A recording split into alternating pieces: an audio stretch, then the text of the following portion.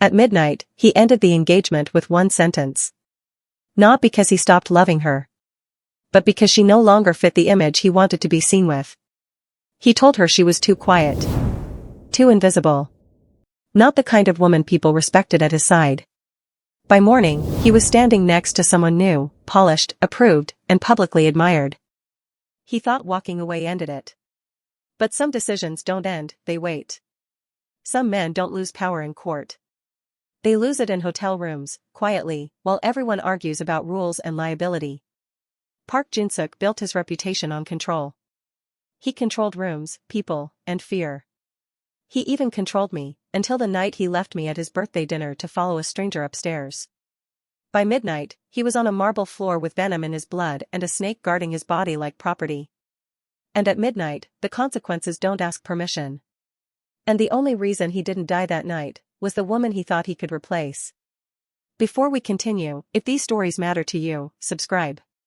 Drop a comment and let's hear your thoughts. Power didn't shout here. It was planned. And what happens next exposes exactly how.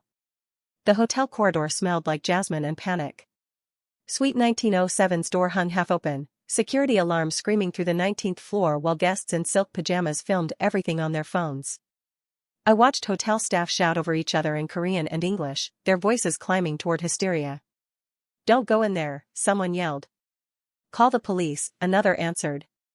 "They're already here, they won't enter." I stood at the back of the crowd, still wearing the black dress I'd chosen for his birthday dinner 3 hours ago. My clutch sat heavy in my hands, medical gloves, and a slim vial of activated charcoal pressing against my palm through the leather. 6 security guards formed a wall across the doorway, faces pale, hands hovering near weapons they couldn't use. Through the gap, I saw him. Park Jin-suk lay motionless on the marble floor, his white shirt torn open, chest barely rising. And coiled beside him, scales catching the suite's amber lighting, was a snake the size of a grown man. Its head hovered near his ribs like a question mark waiting to strike. The police arrived in a rush of boots and radios, but they stopped at the threshold. One officer took a single look inside and backed away, hand on his holster, speaking rapid Korean into his radio. No one moved closer. No one reached for Jin-suk. They just stood there, frozen by the thing that shouldn't exist in a luxury hotel in the heart of Seoul. I checked my watch. 30 seconds. Maybe less. That venom had already entered his bloodstream. Every second they wasted debating jurisdiction and liability was a second closer to cardiac arrest. I stepped forward. The crowd shifted, confused. Why wasn't his fiancée screaming? Why wasn't I begging someone to save him? But this didn't start here. 3 months earlier, I'd been someone else entirely. Imani Cole, registered nurse, clinical toxicology track, and the woman stupid enough to report a doctor who'd been falsifying patient records to cover his mistakes. The hospital had thanked me privately and destroyed me publicly. Within 2 weeks, I was blacklisted. No references. No explanation. Just a quiet professional execution that left me with a resume no one would touch. I'd moved to Seoul 6 months before that, chasing a relationship I thought was stable. Park Jin-suk had been charming in the beginning. Controlled. He never raised his voice, never made scenes, but when he spoke, people moved. I'd like that certainty.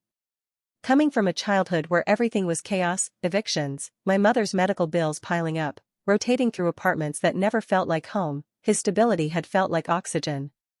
By the time I realized what kind of man he really was, I'd already signed an apartment lease I couldn't break and accepted an engagement ring I hadn't asked for. He proposed in front of his associates at a private dinner, not because he loved me, but because I fit a narrative he needed. The American nurse. The respectable girlfriend who spoke fluent Korean and didn't ask questions about his business trips. I'd told myself I could manage it. I'd managed worse. My mother's dialysis treatments cost more than I made in a month, and the nursing agencies in Seoul wouldn't return my calls after the blacklist followed me across the Pacific. Jin-suk had offered to cover her care. Not as a gift. As leverage. So I stayed. I smiled at his associates' wives. I learned which topics were forbidden. I perfected the art of being present without being seen. Until his birthday dinner forced me to see everything clearly. The restaurant was one of those places where reservations required 6 weeks' notice and a background check. All dark wood and low lighting, private rooms separated by rice paper screens, staff moving like ghosts through the space. Jun-suk had reserved the corner booth, the one that let him see every entrance while keeping his back to the solid wall. I'd arrived early, alone, because he'd texted that morning to say his meeting was running late. I'd ordered tea and waited, watching other diners, noting the patterns. Who deferred to whom? Which tables got the manager's attention? Which men had security standing just outside their line of sight? When Jun-suk finally walked in 40 minutes late, he didn't apologize. He slid into the booth across from me, checked his phone twice before acknowledging my presence, and ordered whiskey instead of the wine I'd already chosen. His 2 men, I'd learned to call them associates, never guards, took positions near the bar, close enough to intervene, far enough to pretend they weren't watching everything. "You look tired," he said, finally meeting my eyes. Not a compliment. An observation carrying subtle criticism. "Long day," I answered, keeping my voice neutral. He hated when I showed exhaustion. It reflected poorly on him. The waiter brought our first course. Jun-suk picked at his food, distracted, jaw tight with some tension he hadn't bothered explaining. I recognized the signs. Something had gone wrong in his world, and I was close enough to feel the pressure but too far outside to understand it. "Your mother's treatment is going well?" he asked, mid-meal, the question landing like a test. "Yes. Thank you." I didn't elaborate. He didn't want gratitude. He wanted acknowledgement of debt. Then he leaned back, studying me with that expression I'd learned to dread. Clinical. Assessing. Deciding something about my value. "Don't embarrass me tonight," he said quietly. The shift happened so subtly I almost missed it. Jun-suk's attention drifted toward the restaurant's entrance, his gaze sharpening on something beyond my shoulder.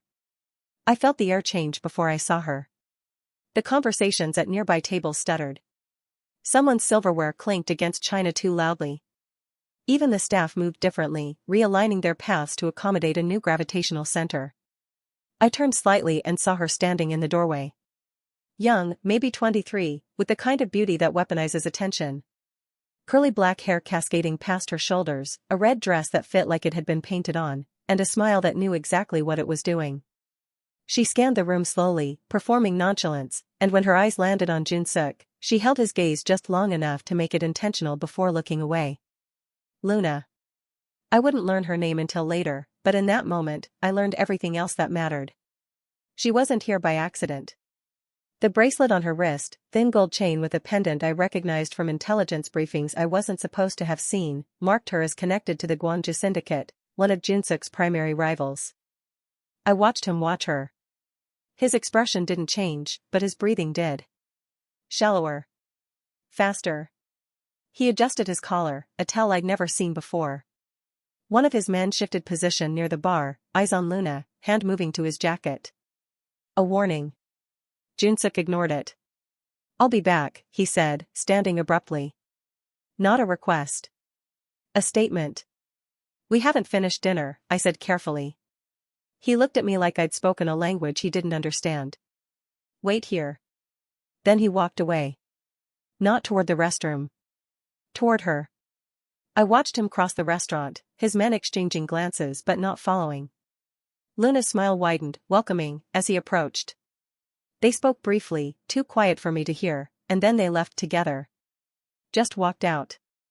I sat there, alone at the birthday table, while the manager approached with forced casualness. "Please," the manager said in Korean, his voice low and urgent. "Please don't cause a scene. Those men are very dangerous."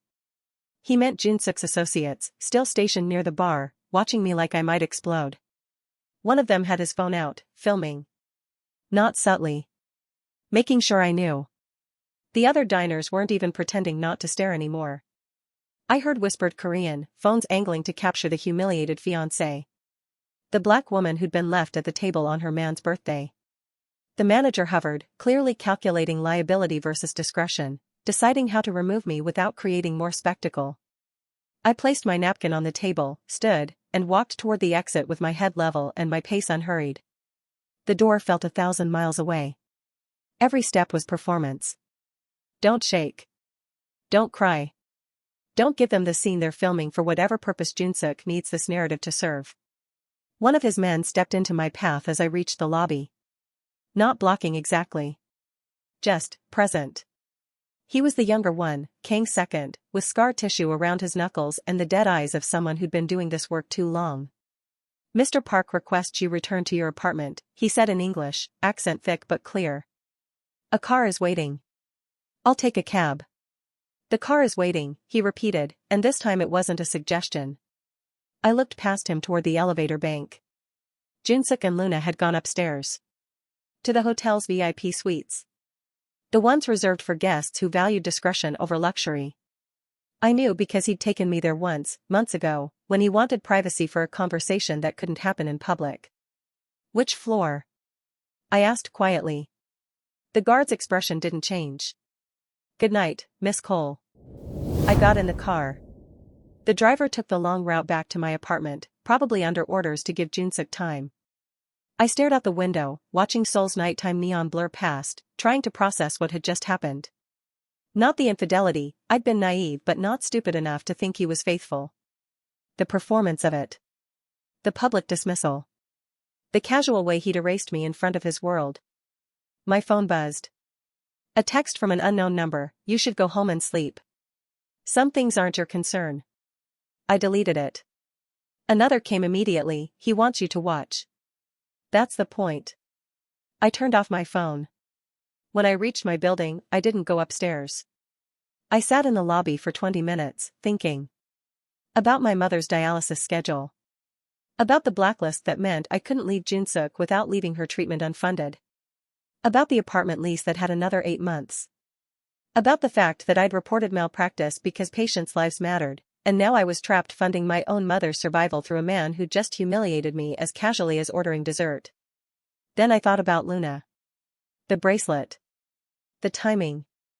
The way Junsuk's guard had signaled warning and been ignored. This wasn't about lust or youth or beauty. This was strategy. Someone had sent her. Someone wanted Junsuk to be distracted, compromised, or worse. And I was the designated witness to whatever came next. I turned my phone back on and opened a rideshare app. Typed in the hotel's address. The car arrived in 4 minutes. I got in, and this time, nobody stopped me. The hotel lobby glowed with wealth and discretion. I walked past the front desk like I belonged there, nodding at the concierge who didn't quite look at me, and headed straight for the elevator bank. A security guard moved to intercept, but I had my medical credentials visible on my phone, emergency contact authorization from when Junsuk had registered me as his fiancée. It wasn't real authority, but it looked official enough in the dim lighting. VIP floor, I said in Korean. Mr. Park is expecting me. The guard hesitated. Checked his radio. Got no response. Waved me through. The elevator rose in silence. I watched the floor numbers climb, my heartbeat matching the rhythm. 11. 14. 17. At 19, the doors opened onto a corridor so quiet it felt like entering a different building. Thick carpet absorbed sound. Ambient lighting kept everything in permanent dusk. 4 suites per floor, each door unmarked except for brass numbers. Suite 1907 sat at the end of the hall. No guards posted outside. No do not disturb sign. Just silence and the faint scent of something floral I couldn't identify. I pressed my ear to the door and heard nothing. No conversation. No movement. Just the mechanical hum of climate control. I tried the handle. Locked. I pulled out my phone to call him, and that's when his smartwatch alert came through. Heart rate irregular. Respiratory distress. Location, Suite 1907. The system had pinged me because I was registered as an emergency contact. I stared at the notification, understanding that it was flooding through me in cold waves. This wasn't seduction. This was an execution. I ran back to the elevator and hit the emergency button. 19th floor, Suite 1907, medical emergency, send security now. My voice came out steady, clinical, the nurse training overriding panic. The elevator descended too slowly. I counted seconds. The lobby security team met me on the ground floor, radios already crackling with confusion. We're not authorized for VIP intervention without management approval, the lead guard said, but I was already moving past him, back toward the elevator. He grabbed my arm.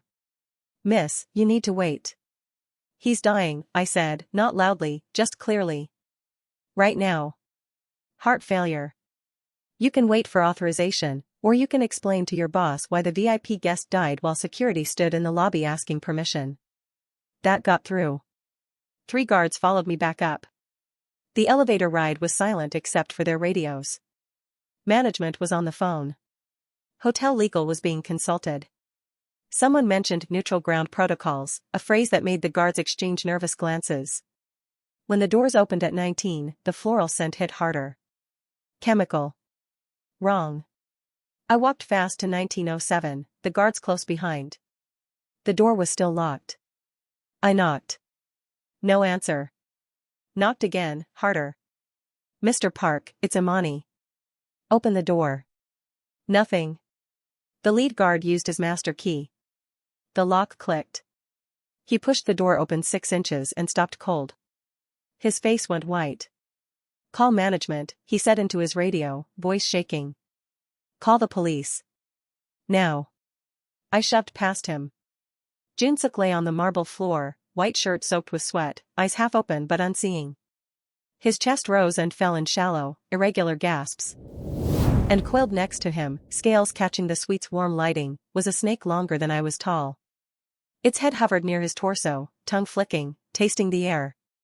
Luna was gone. The window was closed. The suite's door had been locked from inside. There was no visible exit. On the bedside table sat a small glass vial, empty, and a syringe. I recognized the vial shape from my toxicology rotation. Rare venom, probably modified, paired with a sedative to keep the victim still while it worked. The snake turned its head toward me. Slowly. Deliberately. The guards wouldn't enter. They stood in the doorway, weapons drawn but useless, radioing frantically for instructions that weren't coming. I heard fragments of panicked Korean, neutral ground, violation, we can't shoot, and understood immediately what they meant. This hotel was protected territory, a space where rival syndicates conducted business without bloodshed because spilling violence here triggered retaliation from everyone. The rules were absolute. Which meant Luna hadn't just attacked Junsuk. She'd weaponized the one place he should have been safe.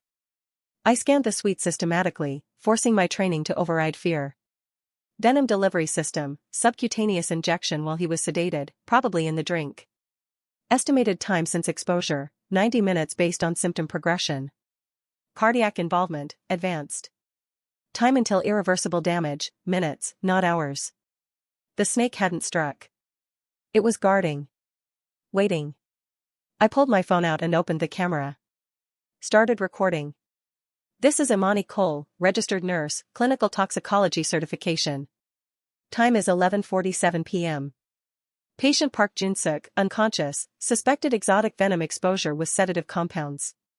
Security is present but unable to intervene due to location protocols. I am documenting for legal protection before attempting medical intervention. One of the guards said something sharp in Korean. I ignored him. The snake is approximately 4 meters, likely a python or modified species. It has not shown aggressive behavior toward me.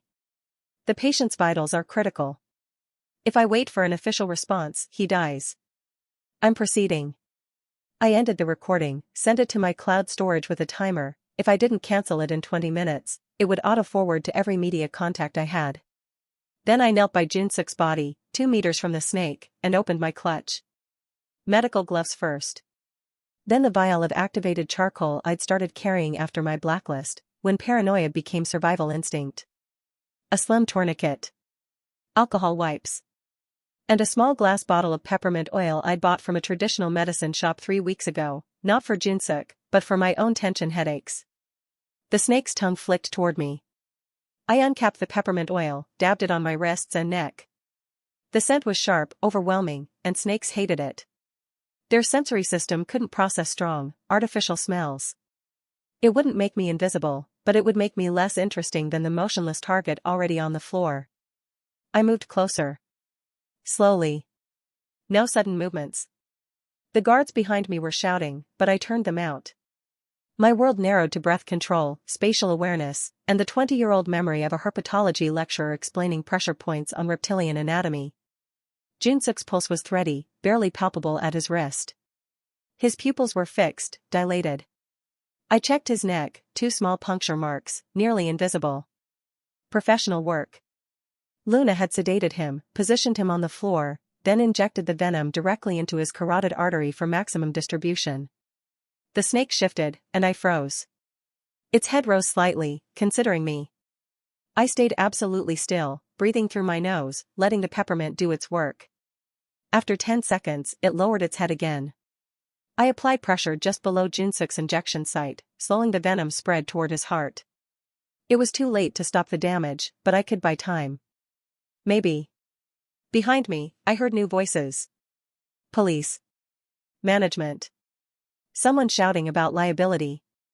I didn't turn around. If anyone approaches, I said clearly in Korean, the snake will strike.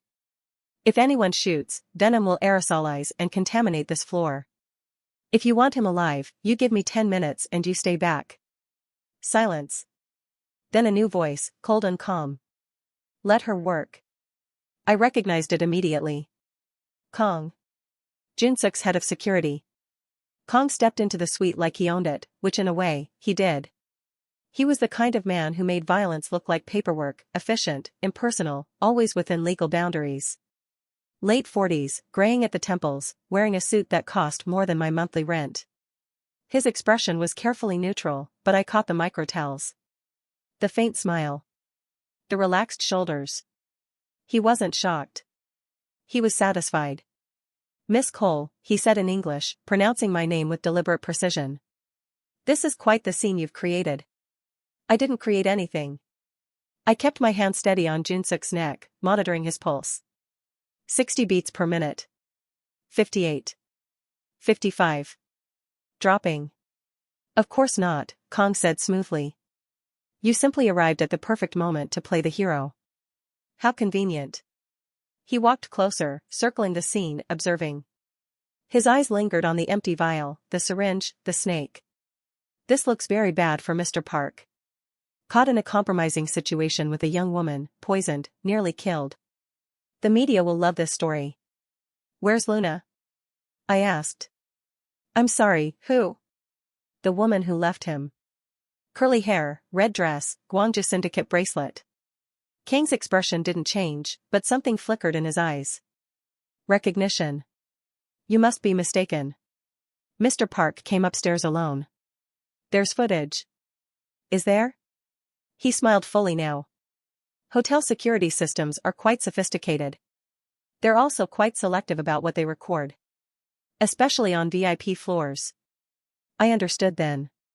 This wasn't just an assassination attempt. It was a coup.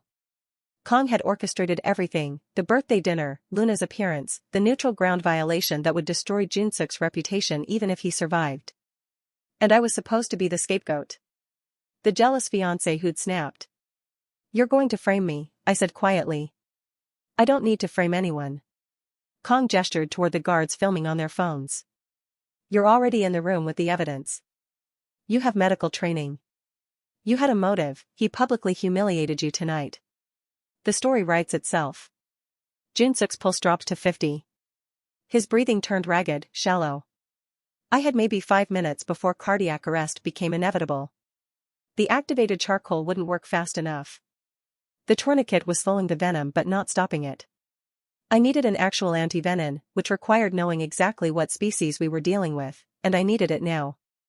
The snake shifted position, coiling tighter around Junsuk's torso. Protective. Like it recognized him as part of its territory. Kong, I said, not looking at him. If he dies, your plan fails. You need him alive long enough to control the narrative. Dead, he's a martyr. Alive and disgraced, he's replaceable. Silence.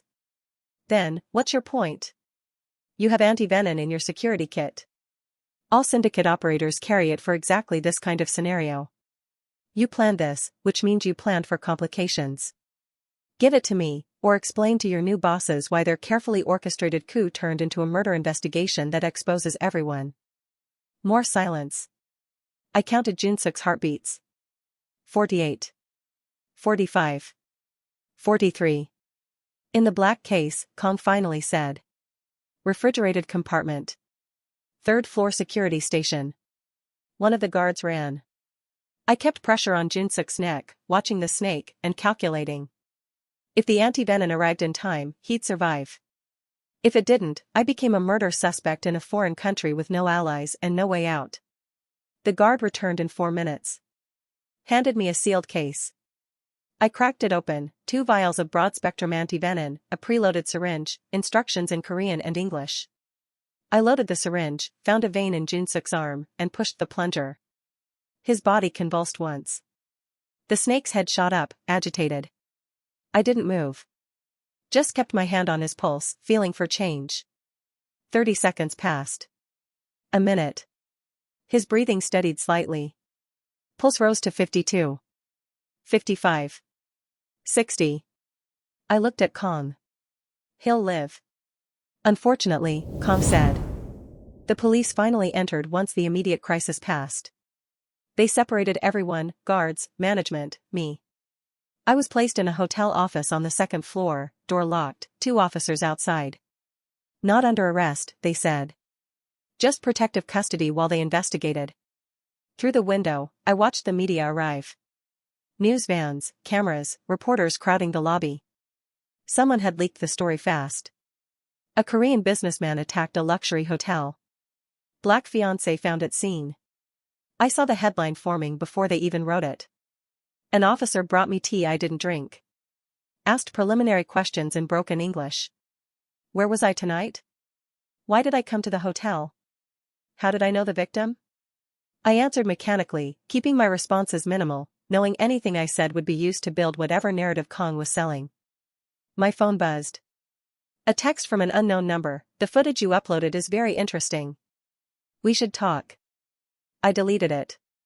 Another came. Victor sends his regards. Victor. The Gwangju syndicate boss. Jin-suk's primary rival. So Luna hadn't been working for Kong alone. This was a joint operation, internal betrayal plus external pressure, designed to crack Jin-suk's organization from both sides. And I was the only person who'd seen both pieces. A knock on the door. The officer opened it, and Kong walked in, now wearing a police consultant badge. Of course. He'd positioned himself as the expert helping the investigation. Miss Cole, he said, sitting across from me. Let's talk about what really happened tonight. You mean the part where you tried to kill your boss, or the part where you're framing me for it? He smiled. I mean the part where you explain why a blacklisted nurse with financial problems and a humiliated ego decided to poison the man paying for her mother's dialysis. The interrogation lasted 2 hours. Kong didn't raise his voice, didn't threaten directly. He just methodically constructed a narrative where I was desperate, unstable, and motivated. He had my medical records showing toxicology training. He had eyewitnesses who'd seen Jin-suk leave me at dinner. He had hotel footage of me entering the VIP floor without authorization. What he didn't have was Luna. She'd vanished completely, and according to Kang's version, she'd never existed. Jin-suk had come upstairs alone. I followed him. The snake was mine, a prop I'd smuggled in to make the poisoning look like an exotic accident. Where would I get a 4-meter python in Seoul? I asked. Black market, Kong answered smoothly. Your toxicology background would give you connections. And the venom? Purchased with the snake. We're tracking the supplier now. He was good.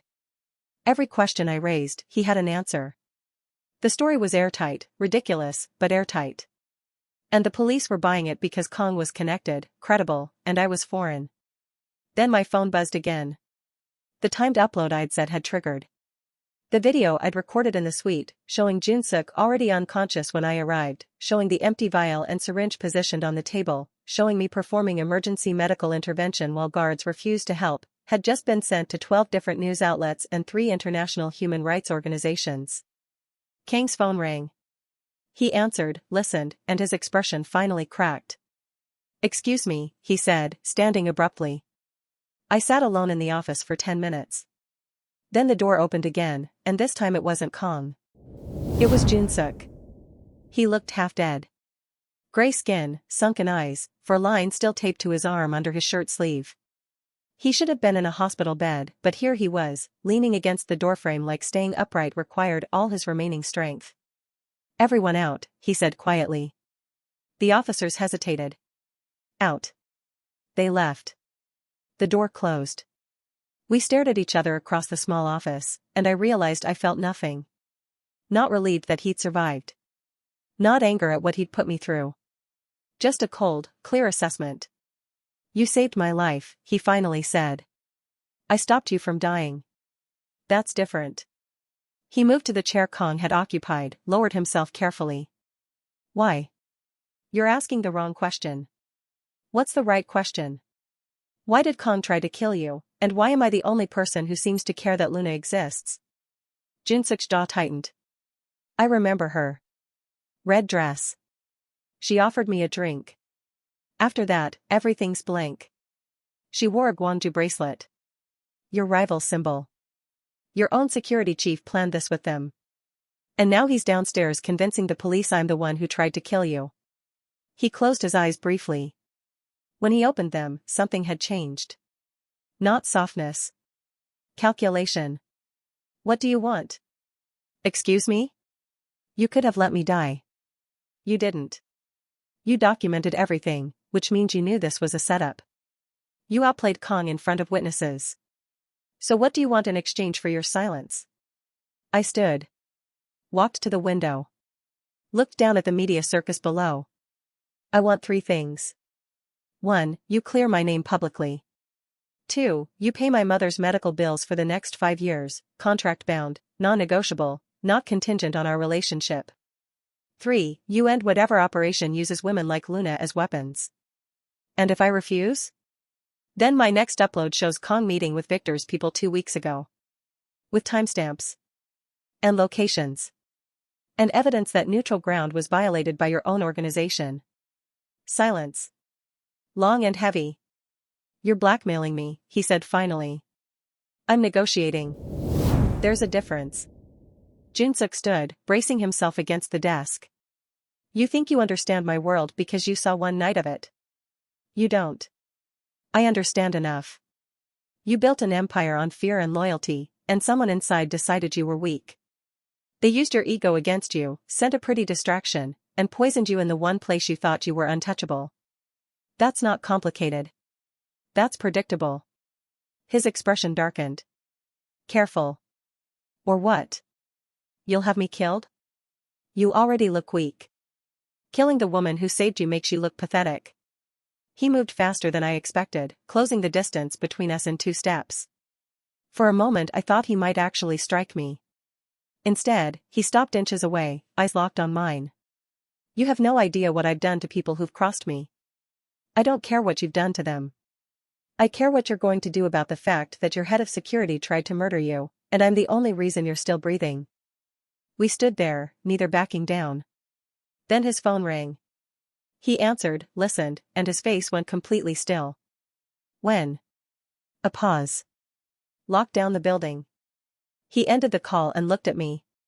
Kong just left. With half my security team. Coup's not finished then. Apparently not. He moved toward the door. Stay here. I'll handle this. No. He turned. This isn't your fight. You made it my fight when you left me at that table and walked into a trap that was designed to destroy you and frame me. I'm not staying in this room while you stumble around half-poisoned trying to salvage your pride. Then what do you suggest? I picked up my phone. We go downstairs. Together. In front of every camera down there. And you tell the truth about what happened tonight. Not all of it. Just enough to make Kang's story impossible. The lobby had descended into controlled chaos. Police had cordoned off the elevator bank leading to the VIP floors. The media pressed against the barriers, shouting questions in Korean and English. Hotel management looked ready to have collective strokes. And in the center of it all, Kong stood giving an interview to Korea's largest news network. A tragic situation involving Mr. Park's personal life, he was saying. We're cooperating fully with the investigation. Jinsuk and I stepped off the elevator together. The crowd noticed immediately. Cameras swung toward us. Reporters surged forward. Kang's carefully controlled expression cracked for just a second before he smoothed it back into professional concern. Mr. Park, he called out, moving toward us. You should be at the hospital. I should be dead, Jin-suk interrupted, loud enough for the microphones to catch. According to the plan you designed with Victor's people. The lobby went silent. Every camera focused. Every phone recorded. Kang's smile didn't waver. You're confused from the medication. I'm confused about why my head of security allowed an assassin into the VIP floor without flagging her Gwangju syndicate identification. I'm confused about why you were the first person to arrive after I was poisoned. And I'm very confused about why you tried to frame my fiancée for a crime you orchestrated. Reporters exploded with questions. Kang's team moved closer, hands inside jackets. I felt the violence building in the space, everyone calculating whether neutral ground rules would hold or shatter.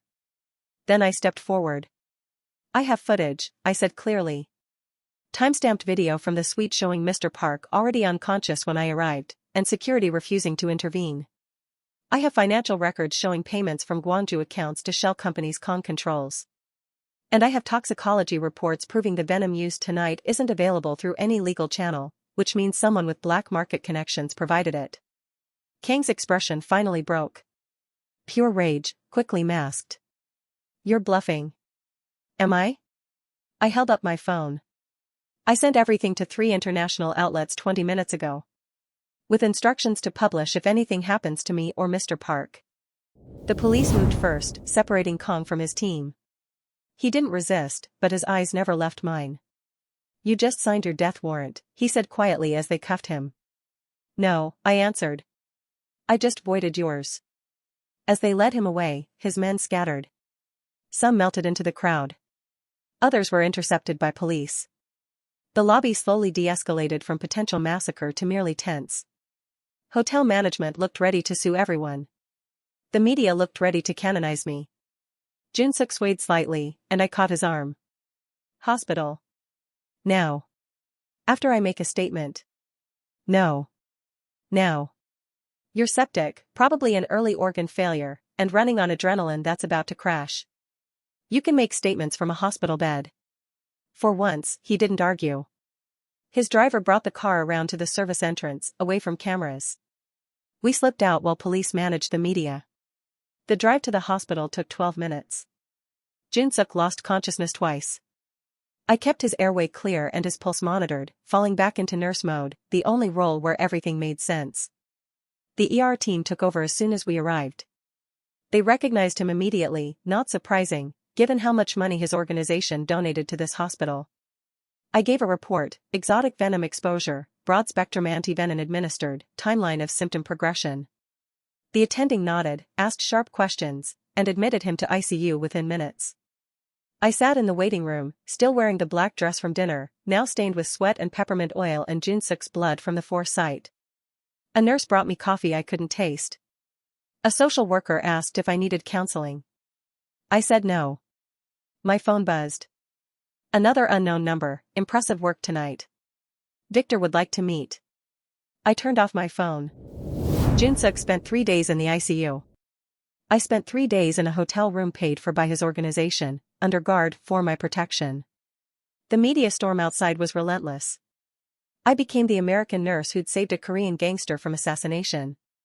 Half the coverage called me a hero. The other half called me complicit. My mother called from Seattle. She'd seen the news. Imani, what have you gotten yourself into? I'm handling it, Mom. This man, he's dangerous. You need to come home. I can't. Not yet. Because leaving meant abandoning the medical coverage keeping her alive, and we both knew it. The silence on the line carried everything we couldn't say. On the 4th day, Jin-suk was moved to a private suite. I visited because his doctor requested it, apparently he'd been refusing treatment unless I confirmed the medication protocols. Control issues even in a hospital bed. He looked better. Color returning, eyes sharper. The 4 lines had been reduced to 1. He sat up when I entered, and I saw the effort it cost him. They're saying you saved my life, he said. They're saying a lot of things. Kong confessed. Plea bargain. He gave up Victor's people in exchange for reduced charges. Good. He also gave up everyone else. My entire security structure was compromised. 3 of my lieutenants were working with Gwangju. 2 more with Incheon. I've lost half my organization. I sat in the visitor's chair. Then rebuild it better. He studied me. You're not what I thought you were. Neither are you. What did you think I was? Stable. Controlled. Safe. I laughed quietly. I was very wrong. And now? Now I think you're a man who built an empire on fear and got scared when someone used the same tactics against you. I think you loved control more than you loved me. And I think you're only alive because I chose to save you, which means you owe me more than money. He leaned back against the pillows. What do you want? I already told you. Clear my name, pay my mother's bills, shut down the honey trap operations. Done. What else? Nothing else. You could ask for anything right now. Money, protection, status. Victor's offering you a position in his organization, did you know that? He's impressed. I'm not interested in impressing gangsters. Then what are you interested in?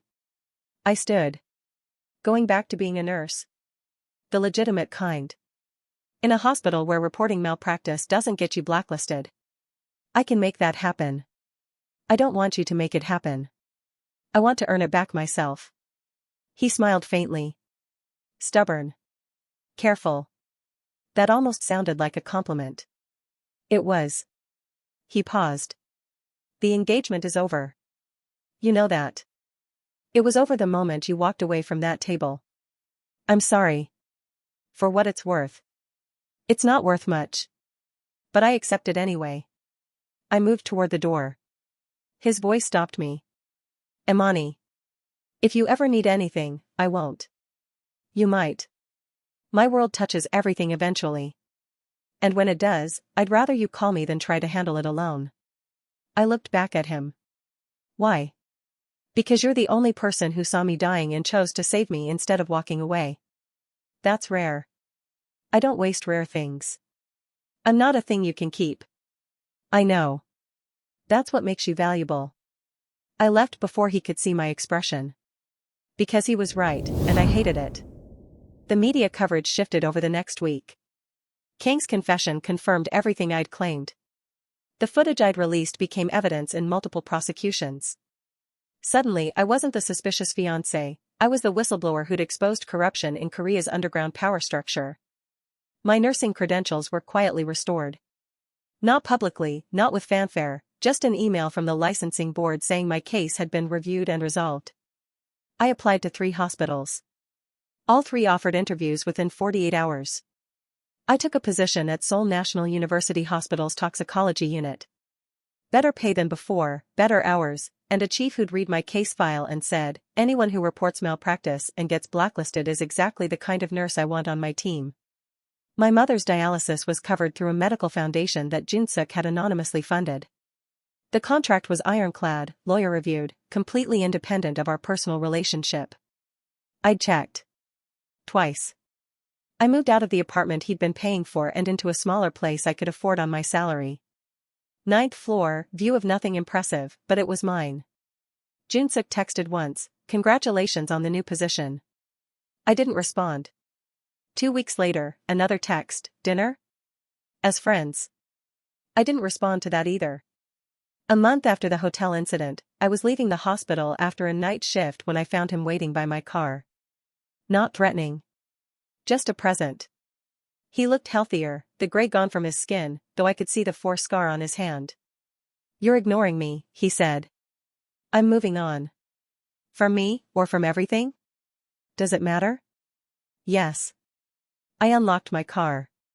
What do you want, Jun-suk? To know if you're safe. I'm fine. That's not what I asked. I turned to face him fully. Why do you care if I'm safe? You left me in a restaurant to chase a woman who tried to kill you. You humiliated me in front of your entire world. You made me collateral damage in someone else's war. So why do you suddenly care? Because you saved my life when you had every reason to let me die. Because you're the only person who's ever looked at me and seen weakness and didn't exploit it. Because I owe you. You don't owe me anything. We're even. We're not. He stepped closer. Kang was right about one thing. I was getting soft. Not because of you specifically. Because I'd built something so large I couldn't see the cracks anymore. You showed me the cracks. You forced me to face them. That's worth more than money. So this is gratitude. This is respect. We stood in the parking garage, fluorescent lights humming overhead, the city sounds distant and muted. I saw him clearly for maybe the first time, not the Mafia boss, not the fiancé I'd tried to make stable, just a man who'd almost died and was struggling to process what that meant. I can't be what you need, I said quietly. I can't be the partner who accepts your world and all its violence. I tried. I failed. I'm not asking you to be. Then what are you asking? Let me be someone who knows you. Not owns you. Not control you. Just know you. And if something threatens you, let me help. Why? Because the world I live in is full of people who take. You're the first person I've met in years who only takes what she's earned. I want that in my life, even if it's just proximity. I got in my car. I'll think about it. I didn't promise anything else. 3 months passed. I fell into a routine at the hospital. 12-hour shifts, complex cases, the satisfaction of solving problems that had clear answers. My mother's health stabilized. The media attention faded. I started to feel like a person again instead of a character in someone else's drama. Then the package arrived. It was waiting at my apartment door when I got home from work. Small, wrapped in black paper, no return address. Just my name in silver ink. I almost threw it away. Instead, I opened it carefully, photographed everything, then called hospital security to document before I touched the contents. Inside was a silver charm, a scale, perfectly balanced. And underneath it, a hotel keycard. Suite 1907. No note. No explanation. I checked the hotel's website. Suite 1907 was booked indefinitely under a private reservation. No name listed. My phone rang. Unknown number. I almost didn't answer. Did you get my gift? Luna's voice, smooth and amused. My blood turned cold. You're supposed to be in custody. Supposed to be. Unfortunately, Victor has very good lawyers. And I have very useful skills. So here I am. Free. What do you want? To finish what we started. Junsuk embarrassed Victor by surviving. By making our operation public. That requires correction. He has security now. Better security. He does. But you don't. And he cares about you, which makes you leverage. So here's what's going to happen. You're going to meet me at Suite 1907 at midnight tonight. Alone. Or I'm going to visit your mother's dialysis center in Seattle. I have her schedule. I know which chair she sits in. How long would you last, knowing I could reach her anytime? The call ended. I sat on my floor, holding the charm and the keycard, running calculations. Options. Probabilities. I could call Junsuk. Probably should. But Luna would know. She was watching. Waiting to see if I'd prove predictable.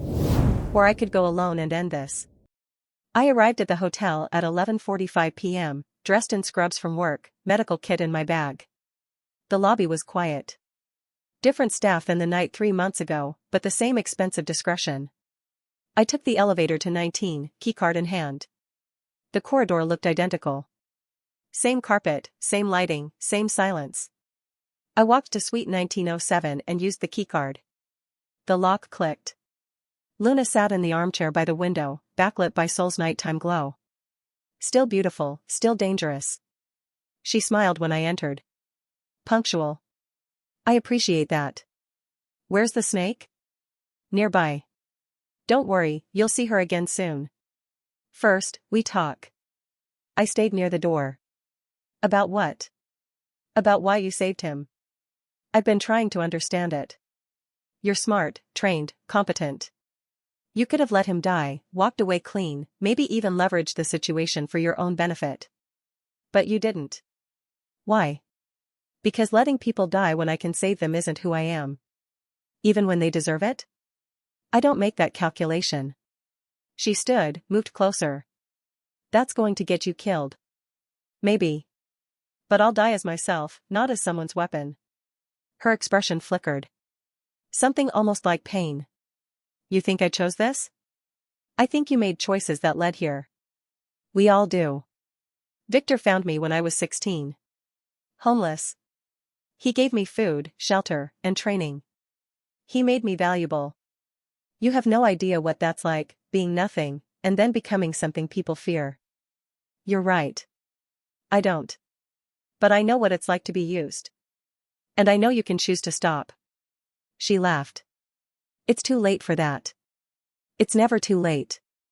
It is when Victor owns your family. When refusing him means your sister dies. The room went quiet. I saw it then, the truth she'd been hiding. She wasn't just a weapon. She was trapped.